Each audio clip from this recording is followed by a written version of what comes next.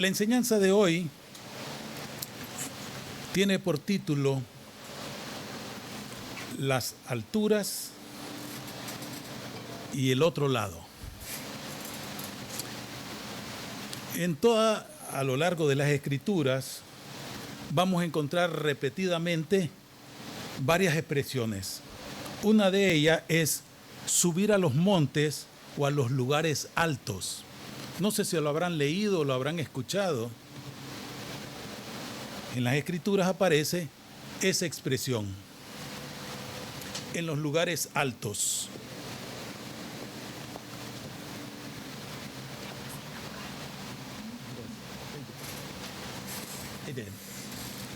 Eso.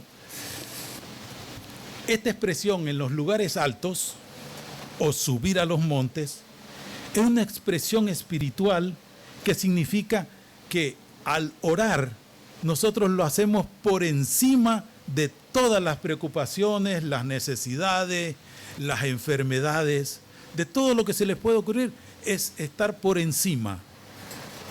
Cualquier circunstancia que haya, al subir a los montes, espiritualmente es que vamos a orar por encima de todo ello. Es dejar todo ahí abajo. Es subir a lo más alto. Es dejar allá, como dicen, el ruido de la casa, de la calle, del vecindario. Es dejar todo ese ruido e irnos a las alturas. Es dejar ahí abajo, en la tierra, todo lo que pudiese estorbarnos, distraernos o preocuparnos. Y es subir a las alturas, a la presencia de Dios. Es atreverse, óigase bien, a estar a solas con Dios.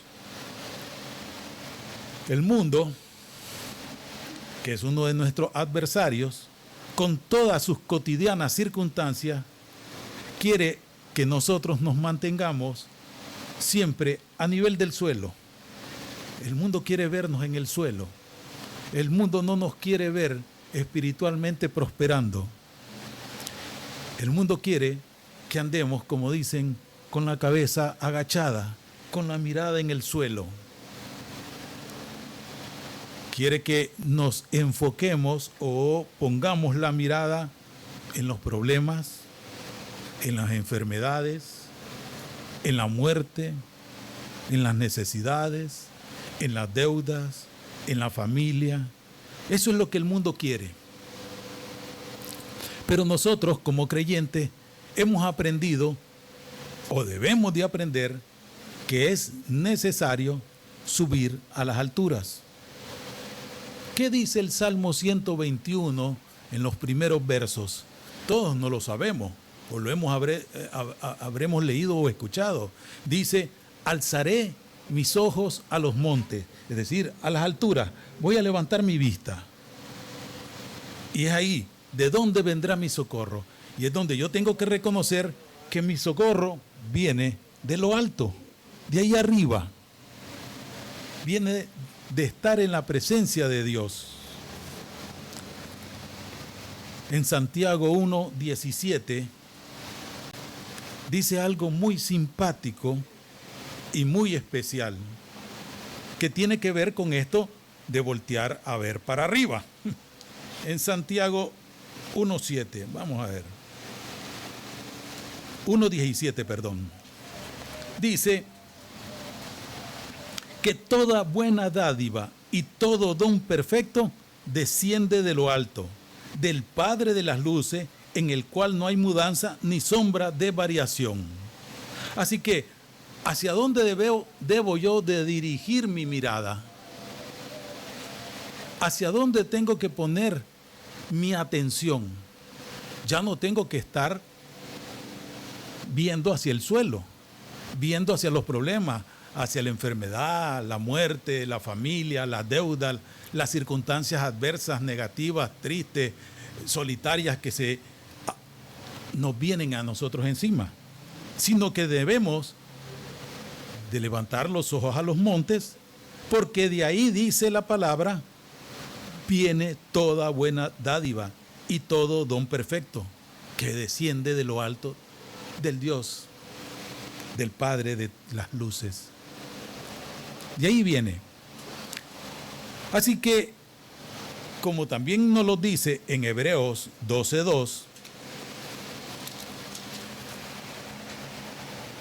que debemos tener puesta la mirada ¿en quién? En Jesús, el autor y consumador de la fe. Nosotros tenemos que voltear a ver a los montes, a las alturas, al Padre de todas las luces, puesta nuestra mirada en Jesús. Y eso, que aquí nos lo dice la palabra, el autor y consumador de la fe, también es un elemento que vamos a ver más adelante. Así que una de las expresiones bastante frecuente en la palabra es subir a las alturas, subir a los montes. Y es desde ahí donde nosotros vamos a poder ver todo hacia abajo o desde abajo o desde arriba. También la palabra nos dice que nosotros estamos sentados en lugares celestiales. Ahí nos tiene Dios. Pero el mundo, con toda esa avalancha de preocupaciones, hace que nosotros agachemos la cabeza y pongamos la mirada en el suelo. Como creyentes tenemos que alzar nuestros ojos. La mayoría de las personas comunes y corrientes, ante la adversidad, no recurren a Dios. Y el creyente, que lo debería de hacer ante la adversidad, de recurrir primeramente a Dios, no lo hace. Busca al vecino, a la vecina, busca en las redes sociales una respuesta. Cuando la respuesta, el auxilio, el socorro, la ayuda, viene de lo alto. Otra expresión que también aparece en las Escrituras, especialmente en los evangelios, es pasemos a la otra orilla. Jesús, en diferentes ocasiones, hace mención, y los evangelios lo reflejan, en que aparte de andar caminando por toda Judea y Samaria, Galilea, también navegaron de una orilla a otra orilla. Jesús con sus discípulos. Pero hay dos pasajes muy singulares en las que Jesús, junto con los discípulos, cruzaron el mar de Galilea.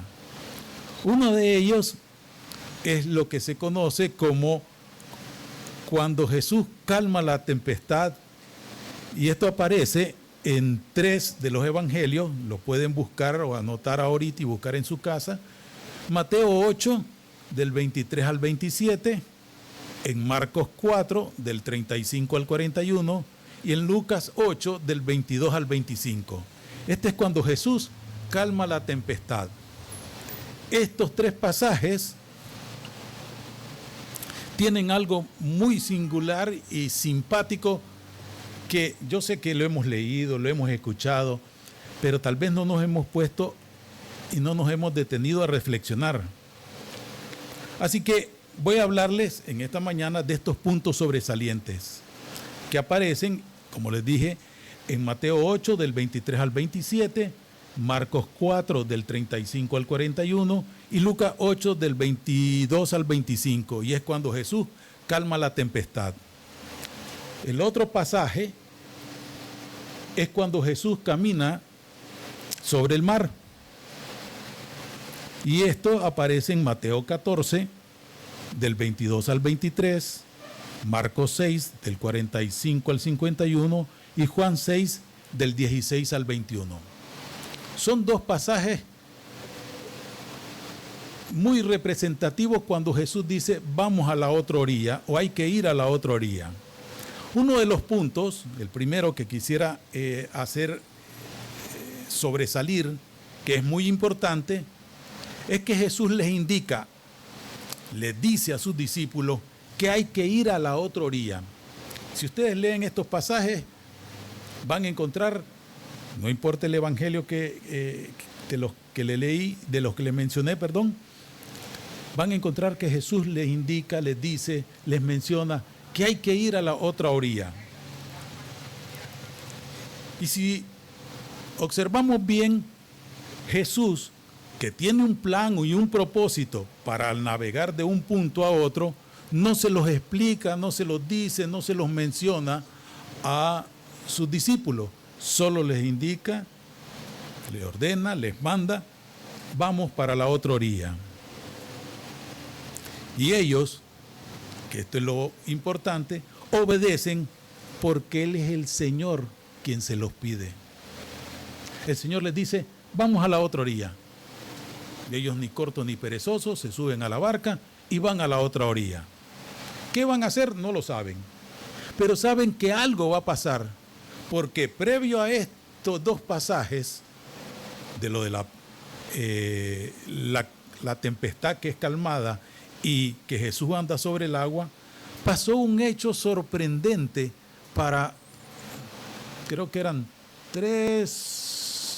para 4 marineros, para 4 hombres de barca, que se conoce como la pesca milagrosa. Y esto sí lo podemos encontrar en Lucas 5, del 1 al 11. Lucas 5, del 1 al 11, dice: Aconteció que estando Jesús junto al lago de Genesaret, el gentío se agolpaba sobre él para oír la palabra de Dios, y vio 2 barcas que estaban cerca de la orilla del lago, y los pescadores, habiendo descendido de ellas, lavaban sus redes. Y entrando en una de aquellas barcas, la cual era de Simón, le rogó que apartase de tierra un poco, y sentándose enseñaba desde la barca a la multitud. Lucas 5, del 1 en adelante. Cuando terminó de hablar, dijo a Simón: boga mar adentro y echad vuestras redes para pescar. Ya era de mañana. Ya Jesús ha hablado con la gente, él se montó en la barca y le pide a Simón. Sabemos que Andrés era el hermano de Simón, así que ya hay 2 pescadores. Y dicen que habían 2 barcas. Respondiendo Simón le dijo: Maestro, toda la noche hemos estado trabajando y nada hemos pescado, mas en tu palabra echaré la red. Y habiéndolo hecho, encerraron gran cantidad de peces y su red se rompía. Entonces hicieron seña a los compañeros que estaban en la otra barca para que viniesen a ayudarles. Y vinieron y llenaron ambas barcas de tal manera que se hundían. O sea, la cantidad de peces que habían en este momento recogido en las redes era tal que las 2 barcas se estaban hundiendo. Y habían pasado toda la noche y no habían pescado nada. Ni un resfriado habían pescado, pero nada habían pescado. Viendo esto, Simón cayó de rodillas ante Jesús diciendo: apártate de mí, Señor, porque soy un hombre pecador.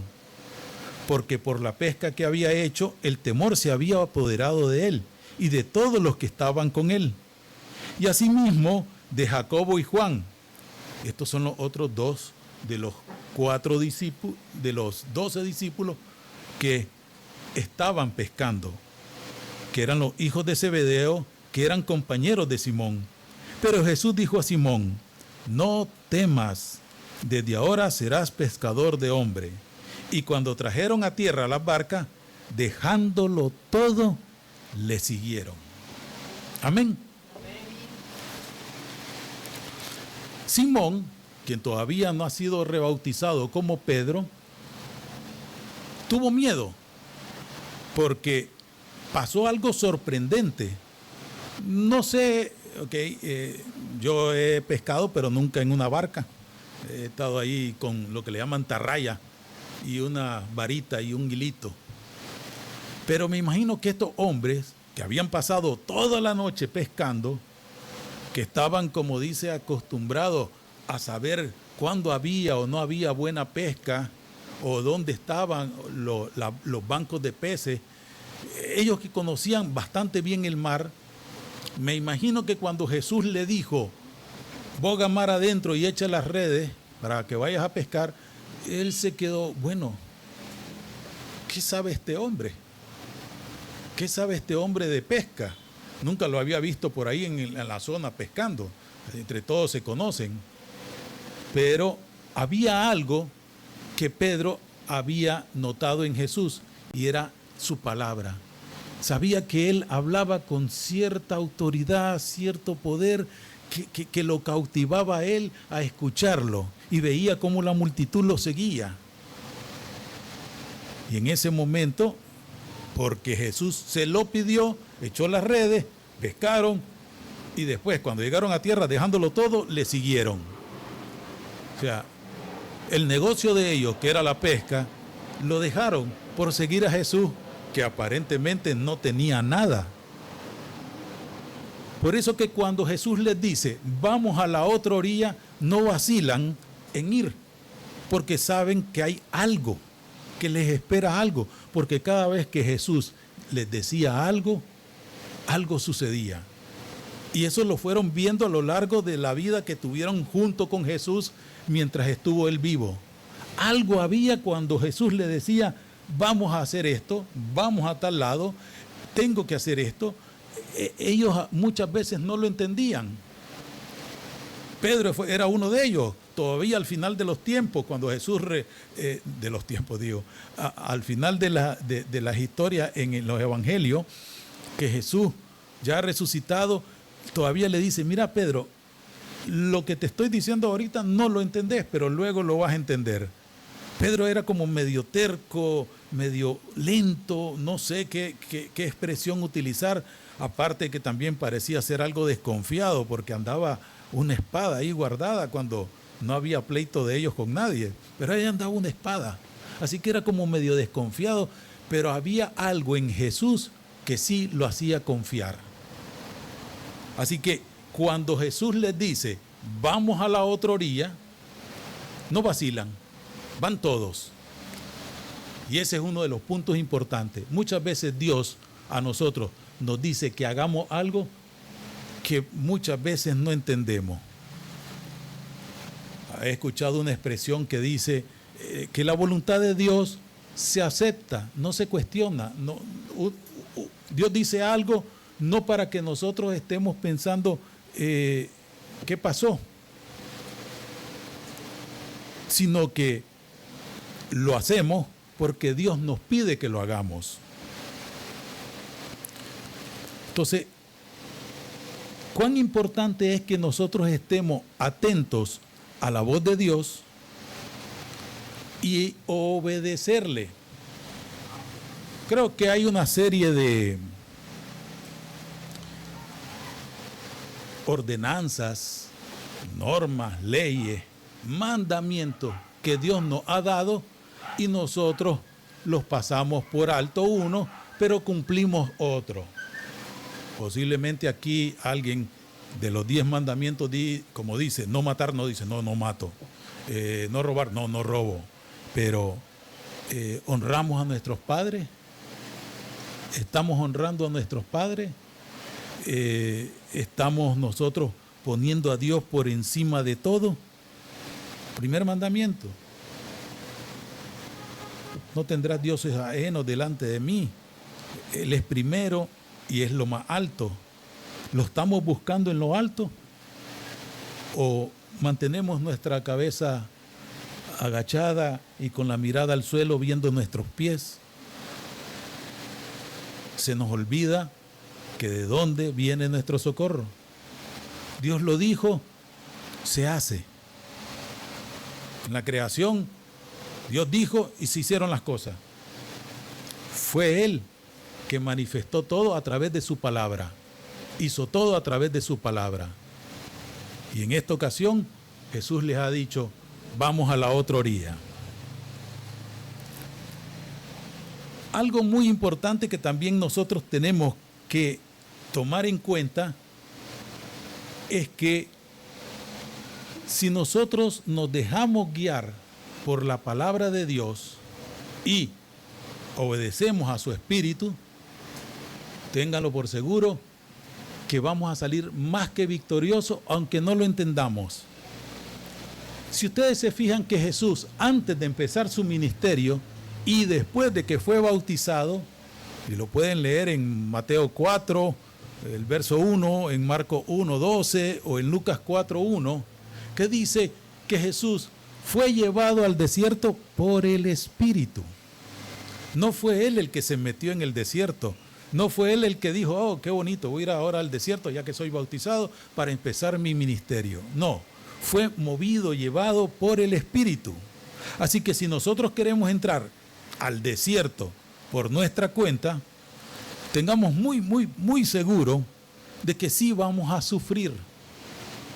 Pero si nos dejamos guiar por la palabra de Dios, por el mismo Señor, por su Espíritu, si nos dejamos llevar, téngalo por seguro que otro gallo es el que va a cantar.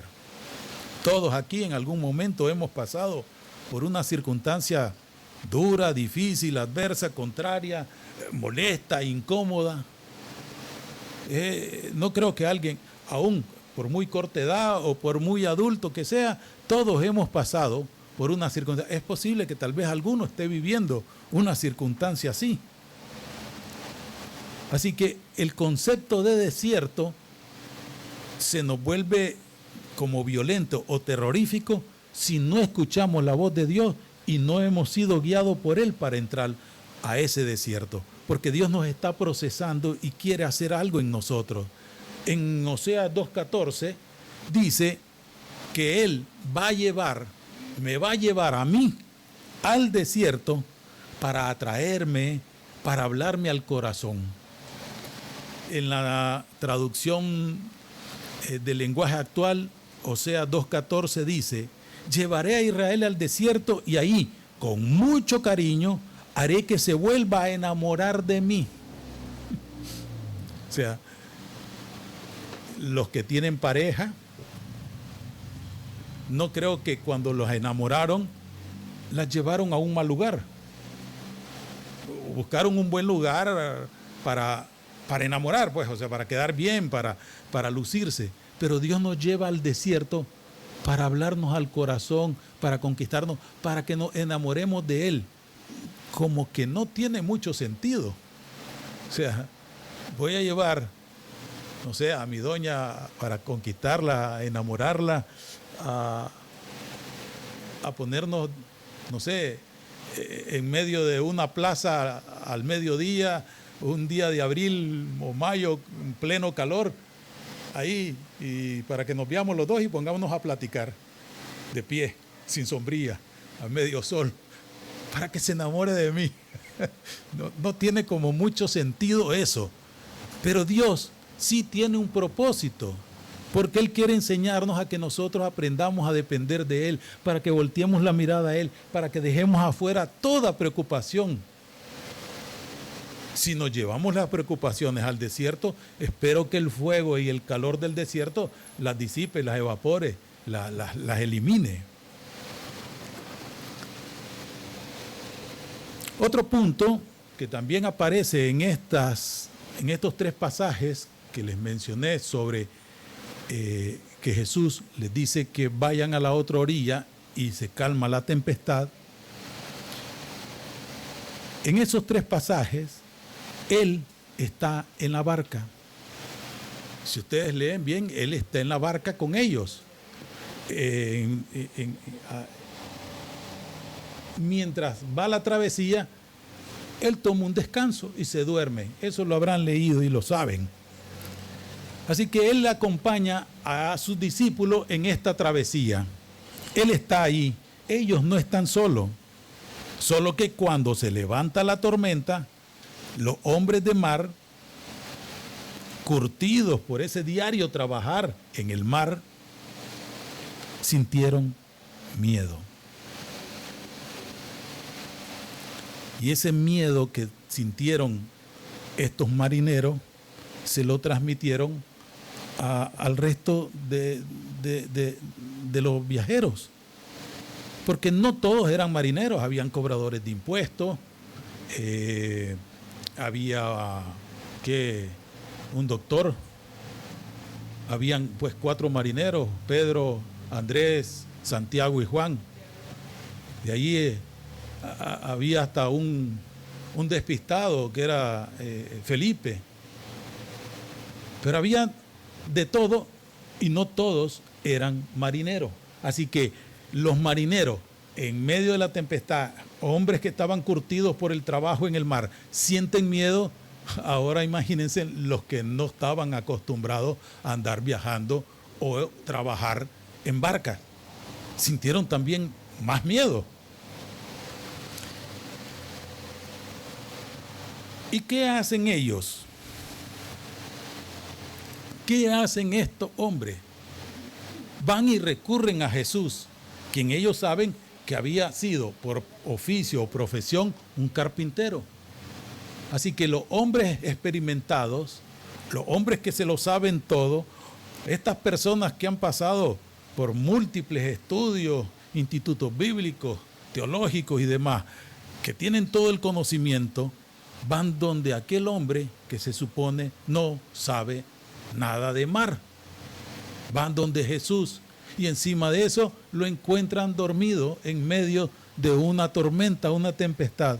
Así que si alguien ha tenido la oportunidad de viajar en una lancha, en un barco o en un avión y han tenido esa experiencia de, en el caso de los que están en el agua, pasar en medio de una ventisca, saben cómo se sacuden aquellas barcas, que obviamente no eran unos yates acondicionados para estar en medio de esas circunstancias, no eran, ¿cómo se llaman?, lanchas de rescate de la Cruz Roja o de la Marina de Guerra, que están más o menos diseñadas para aguantar cierta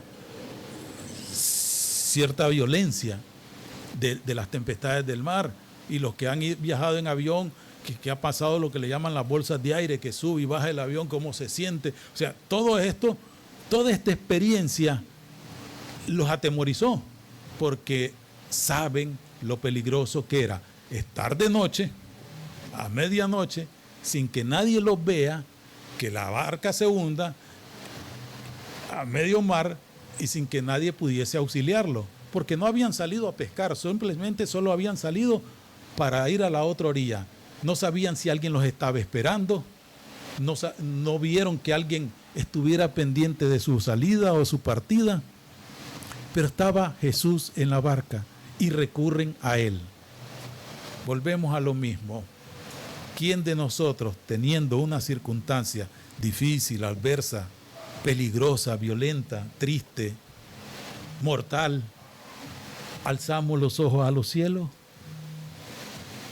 Lo primero que hacemos, ¿qué es? Llamar a un doctor, llamar a un amigo, y si son deudas las que están encima de nosotros, buscamos al prestamista. No sé, ¿a dónde volteamos a ver? ¿A quién recurrimos? Salmos 121, 1 y 2. Alcemos los ojos al cielo. Y si Jesús está en la barca, porque Él nos dijo que fuéramos al otro lado, lo más lógico sería que nosotros buscáramos a Jesús.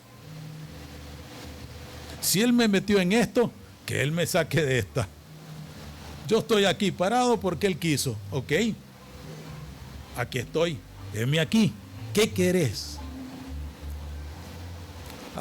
Estando de ese lado es bien fácil venir todos los domingos y sentarse.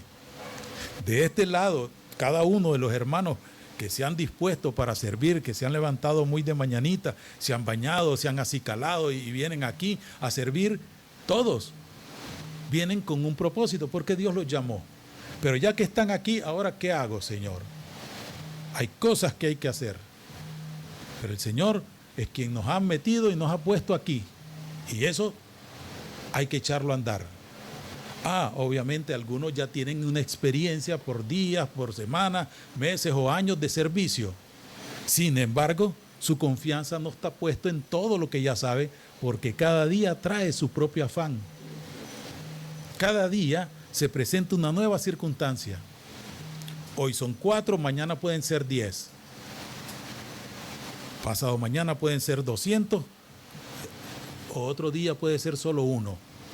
No lo sé.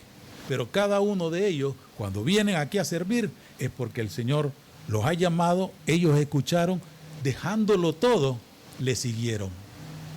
Así que también ustedes dejaron todo en sus casas y le siguieron porque escucharon venían a escuchar, la voz de Dios.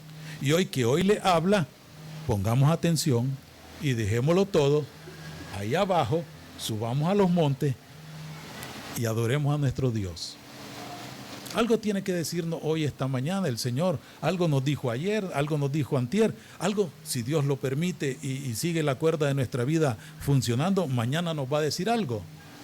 Así que prestemos atención y volteemos los ojos a los montes. Levantemos la mirada al cielo. Después de que Jesús ha sido despertado, Él les dice algo muy simpático. En Marcos 4:26 les dice: ¿por qué teméis, hombres de poca fe? Y en Lucas 8:25 les dijo: ¿dónde está vuestra fe? ¿En quién hemos creído nosotros? Pablo decía: yo sé en quién he creído, pero nosotros, ¿en quién hemos creído? ¿Por qué hoy estamos aquí? ¿Quién es ese Dios? Si alguien nos pregunta en la calle, ¿quién es Jesús? ¿Qué vamos a responder? Alguien pudiera decir: pues Jesús es quien me llamó. ¿Para qué? No, pues Él es el que me sacó de donde yo estaba. ¿Y cuál es la diferencia de entre allá y aquí? ¿Cuál es el testimonio que nosotros vamos a dar de la fe que profesamos? ¿Crees en Dios? Haces bien, dice Santiago, porque hasta los demonios creen y tiemblan. Así que, ¿en qué Dios creemos y qué tanto creemos en Él? Porque Jesús les dice: hombre de poca fe. ¿Dónde está vuestra fe? ¿En dónde tenemos puesta la mirada? Hablábamos de eso en Hebreos 11, que dice: puestos los ojos en Jesús, que es el autor y consumador de la fe. Así que, si hemos escuchado la voz de Dios que nos dice que vayamos a la otra orilla, y Él va en la barca con nosotros, sabiendo nosotros que Él nos acompaña, porque así le dijo Moisés: si tu presencia no va conmigo, no me muevo. Así que nosotros tenemos la seguridad, la certeza que Dios está con nosotros, porque Jesús nos lo confirmó. Mateo 20 le dice: yo voy a estar con ustedes todos los días hasta el fin del mundo. Así que si yo tengo esa certeza, esa convicción, esa seguridad de que Él está conmigo, ¿por qué tengo miedo? ¿Por qué estoy preocupado? ¿Por qué dejo que las circunstancias me abatan? Si lo dice el Salmo: ¿por qué te abates, alma mía? ¿Por qué nos turbamos? ¿Por qué nos preocupamos? No estoy diciendo con esto, ni quiero que me lo tomen mal, de que estoy minimizando su situación o su circunstancia. Yo sé, yo conozco los extremos. Sé lo que es pasar hambre y sé lo que es hartarme. Así, lo conozco. Así lo decía Pablo. Pero yo lo conozco. Yo sé, como dice un hermano, que se te pegue el ombligo a la espalda. Sé. Y sé lo que es estar más redondo que el mundo. Conozco esos dos extremos. Pero cuando estuve con el hambre, me fijé en que no había alimento. El Salmo me dice: joven fui. Y aunque no lo crean, así se lo decía a los jóvenes este fin de semana, aunque no lo crean, yo también fui joven, pero he envejecido. Ya hoy pinto algunas canas. Unas me las han sacado mis hijos, otras me las han sacado mis hermanos. Pero joven fui y he envejecido, y no he visto un justo sin respuesta, ni a su simiente mendigar pan. He visto los extremos. Hablo solo del hambre. Conozco lo que es la vida y lo que es la muerte. No porque yo haya estado muerto físicamente y resucité, no, sino porque he visto el nacimiento de muchas personas Y también he visto la muerte de otros y muchos muy cercanos. Pero también yo una vez estuve muerto espiritualmente y gracias a la misericordia de Dios hoy estoy vivo también, no solo físico, sino espiritualmente. Conozco los extremos, así que no estoy minimizando las circunstancias. Sé lo que es estar endeudado, no hasta el cuello, sino hasta el copete.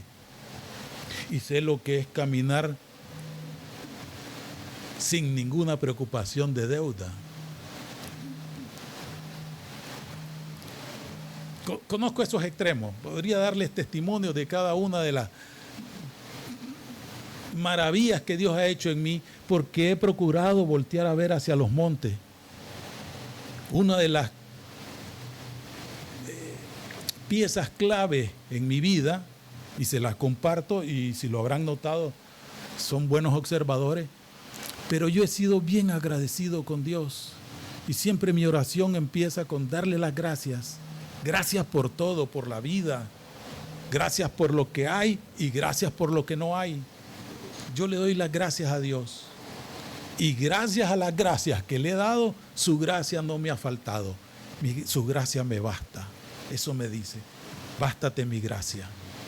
Gracias, Señor. Gracias porque me has llevado a la otra orilla, me estás llevando a la otra orilla. Gracias porque vas conmigo en la barca. Gracias porque se levantó la tempestad. Gracias porque estás ahí. Gracias porque me has dado una porción de fe.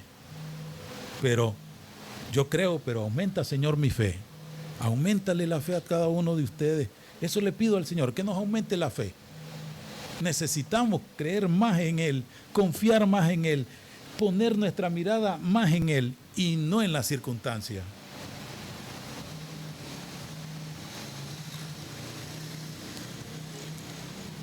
Cuando Jesús, como dicen, se despierta y le llama la atención por su falta de fe, calma la tempestad.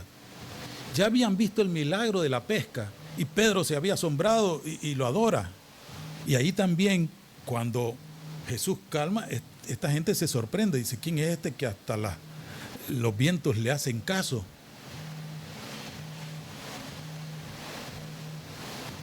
¿Quién es Jesús? ¿Quién es el Jesús en que yo creo? ¿Tenés una dificultad? Está bien. Bienvenido al club. Pero, ¿has puesto tu mirada en Jesús o en la dificultad? En algunos casos, los jóvenes nos hemos metido en el desierto y a última hora estamos sudando. A ver, esto como un ejemplo fácil. ¿Quién no ha temblado ante un examen repentino que dice el profesor? A ver, saquen un lápiz y papel, vamos a hacer un examen, una prueba rápida. Todos tiemblan cuando no han estudiado. Y como si saben que hay un examen y no estudian o estudian de última hora, se lo pegan con saliva todo, como dicen. Yo pasé por eso.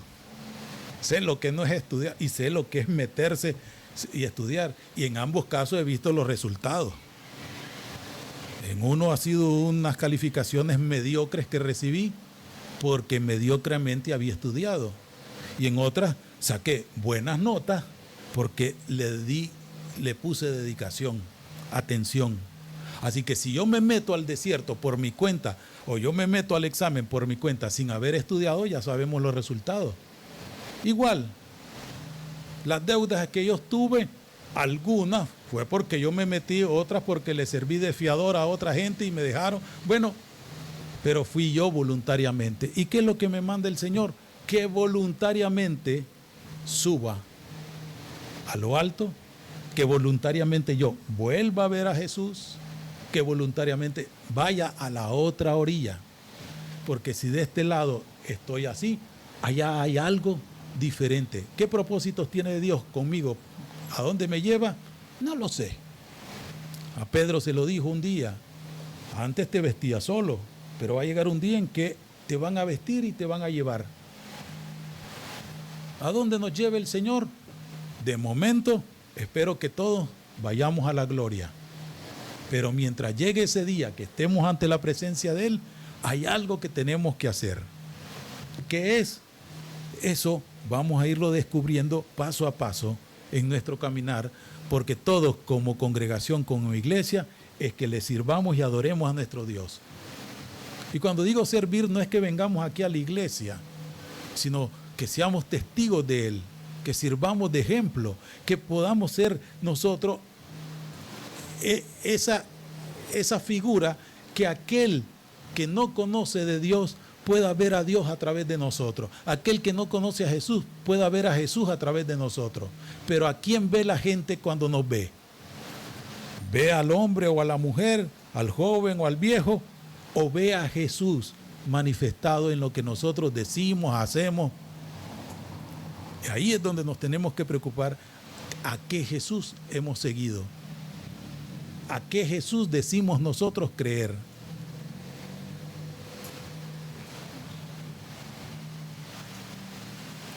El otro pasaje que les mencionaba, que es cuando Jesús camina sobre el agua, también se dan estas circunstancias. Él les dice, vayan a la otra orilla, pero esta vez Él no los acompaña. Ellos van solos y se van porque Jesús les dice, vayan a la otra orilla. Esta vez no va Él con ellos en la barca. Ya les mencioné los pasajes anteriores donde aparece esto, Mateo 14 del 22 al 23 para aquellos que anotan, Marcos 6 del 45 al 51 y Juan 6 del 16 al 21. Ahí pueden encontrar esos pasajes donde Jesús le está indicando, vayan a la otra orilla, adelántense, le dice, y Él se queda. ¿Pero qué se queda haciendo Jesús? Él se queda, dice que subiendo al monte se puso a orar y estaba orando. Y Él los veía de largo, dice, del monte veía cómo ellos iban bogando mar adentro, esforzándose porque el viento les era contrario. Así que estos hombres a medianoche están trabajados, cansados. No hay algo por lo que están temiendo. Solamente van cansados porque el viento les es contrario. ¿Cuántos de aquí hemos tenido situaciones adversas en que todo nos es contrario? Todo lo vemos negro, todo lo vemos oscuro. No encontramos salida. Voy a la derecha, una pared. Voy a la izquierda, otra pared. Me quedo quieto, me caen las paredes. ¿Para dónde agarro? Dice uno. Todos hemos pasado por circunstancias similares. Pero Jesús, como les decía, tiene un plan y un propósito con cada uno de nosotros, y en este caso tiene un propósito con los apóstoles, con sus discípulos, que aunque no se los menciona, ellos obedecen porque el Señor quien se los pide, vayan a la otra orilla, Yo ahí llego. Ninguno de ellos se preocupó en preguntarle cómo vas a llegar, porque si te vas a pie, dándole la vuelta, como dicen, al lago, se va a llevar mucho tiempo. Nadando, nunca lo vieron nadar y no hay otra lancha. Pero ellos obedecieron y se fueron a la otra orilla, porque Él se los pidió. ¿Qué nos ha pedido Jesús al día de hoy? Que dejes un pecado, una conducta, un vicio. ¿Qué nos ha pedido Jesús? Que dejemos a este lado de la orilla para ir a la otra. Así que algo nos está pidiendo esta mañana el Señor.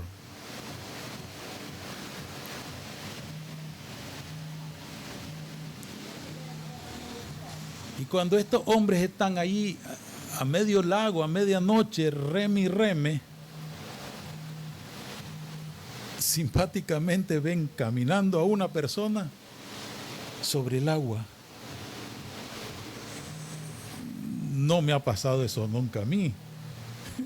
He escuchado, visto videos, perdón, no es que he escuchado, he visto videos donde sale, digamos, ejemplificado ese pasaje.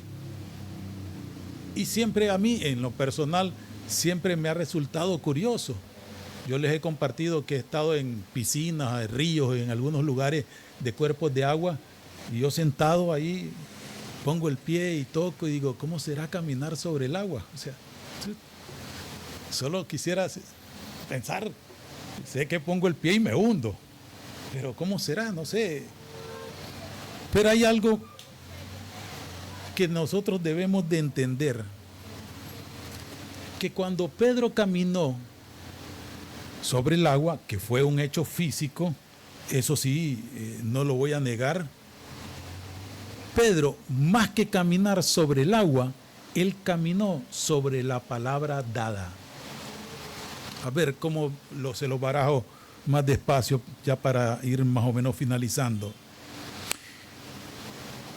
Cuando ven que aparece una figura, dicen es un fantasma, es lo primero, o sea, no se les ocurre que puede ser el Señor.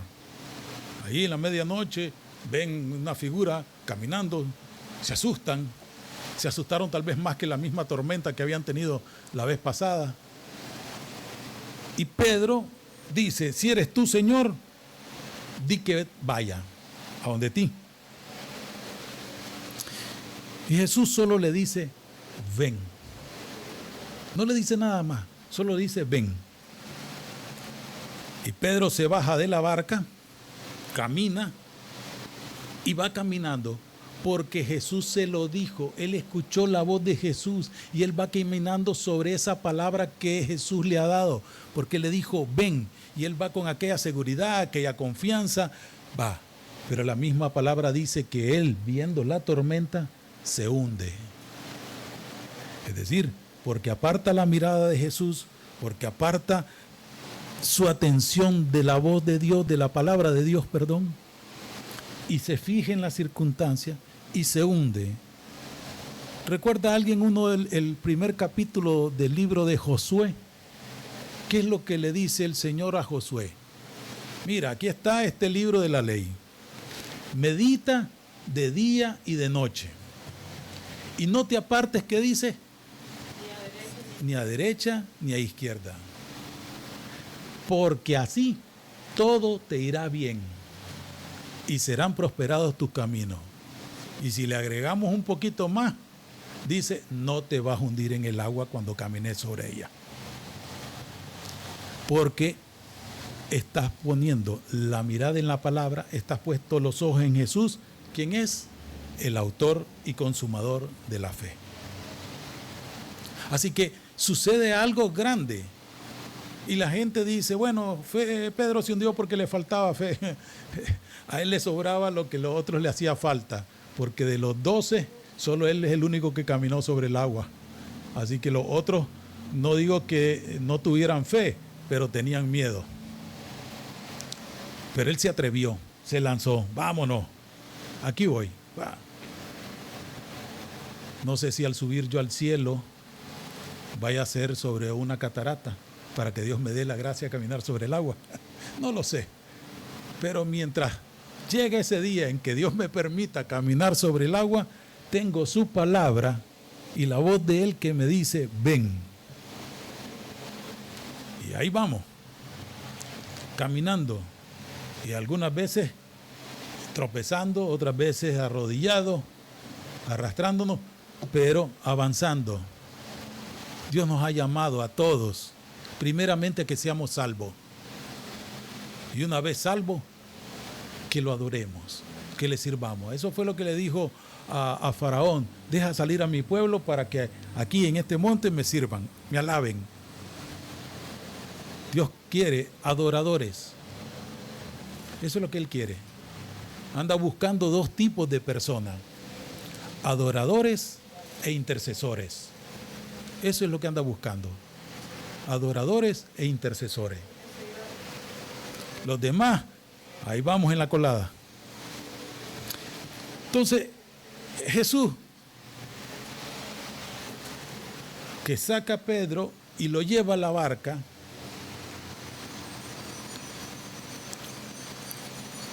les dice, cuando lo ven y le dicen es un fantasma y están nerviosos, Él expresa y le dice: tened ánimo, yo soy, no temáis. Muchos de nosotros, ante todas esas circunstancias difíciles, adversas, que sentimos, creemos, pensamos que Jesús no está en la barca, Él nos dice: no temas, yo soy.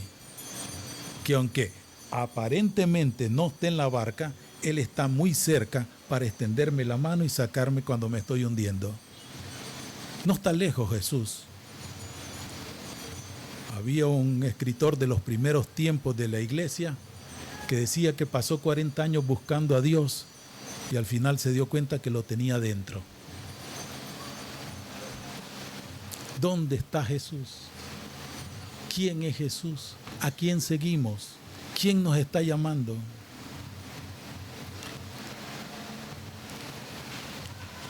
En ambos casos, ya con esto voy finalizando, en ambos casos, cuando estaba dormido en la barca y cuando venía caminando, si ustedes se fijan qué es lo que hace que la tormenta se calme, es la palabra que Jesús da. Es la palabra que Dios da. Es la palabra de Dios y su presencia. Porque mientras estaba en la barca él durmiendo, la tormenta estaba allá afuera y él estaba tranquilo, no lo perturbaba.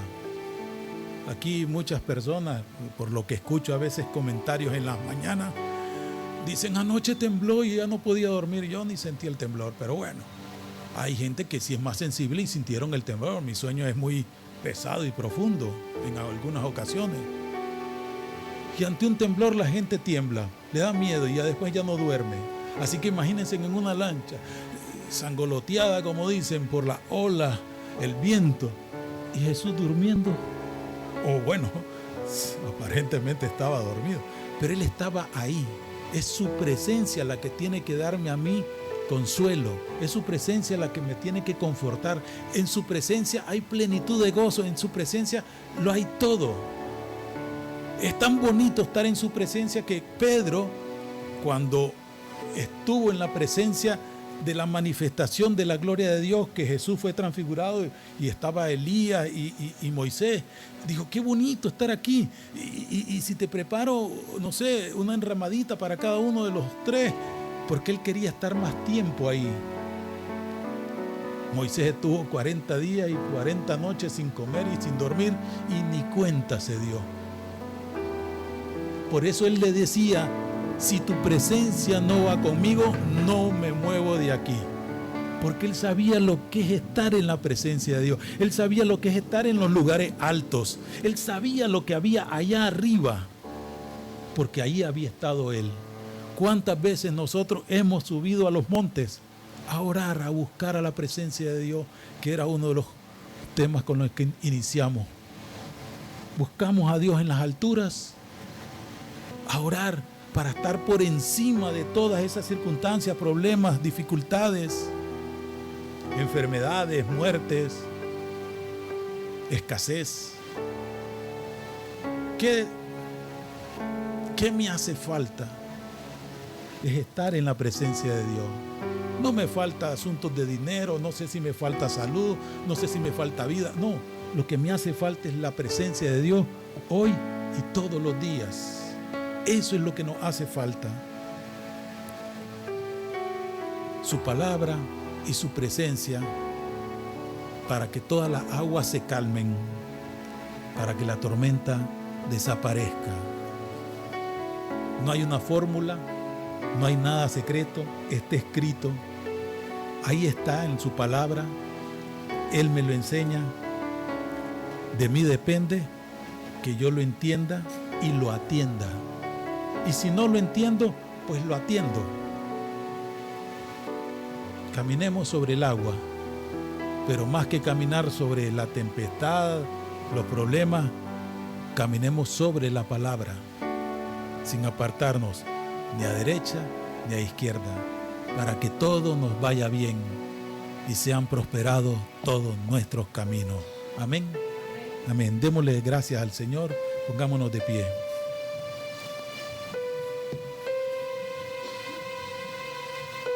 Te damos las gracias, Señor. A ti sea el poder, el honor, la gloria por siempre, Señor. Gracias por ser nuestro Dios. Gracias por estar presente en todo momento y en todo lugar. Porque como dice el salmista, a donde vaya tú estás, Señor. Si subo a las grandes alturas o a las grandes profundidades, ahí te voy a encontrar, Señor. Si me voy al otro extremo del mar, Señor, ahí estás, Señor. No necesito hacer esos viajes largos. Necesito solamente entrar en tu presencia. Ahí en lo secreto. Ahí en ese cuarto, Señor. Yo te pido por mis hermanos en este momento, para que a todos nos des hambre y sed de ti, Señor, de buscarte, de anhelar de tu presencia, Señor, porque sin tu presencia, Señor, no avanzamos, no nos movemos, no vivimos, no existimos, Señor. Todo te lo debemos a ti. Te damos las gracias, Señor. Gracias por todo lo que nos has dado. Gracias por todo aquello que nos has venido quitando, Señor, para formarnos, Señor. Gracias por todo lo que ha de venir. Gracias, Señor. Bendito sea el nombre de Jesús. Yo te pido por mis hermanos, Señor, para que no les falte primeramente tu palabra como alimento de su alma. Gracias, Señor. Gracias. A ti sea la gloria por siempre. Amén. Amén.